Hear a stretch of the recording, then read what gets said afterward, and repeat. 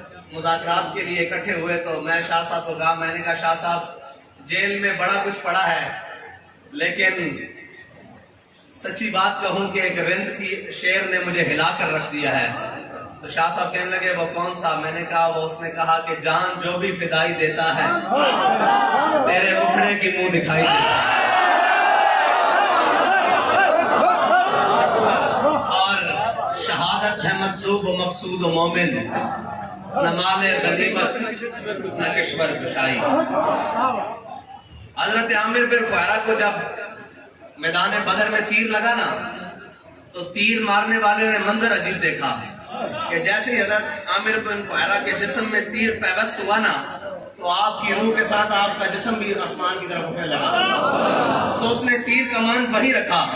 اور سرکار کی بارگاہ میں حاضر ہو گیا، کہا یا رسول اللہ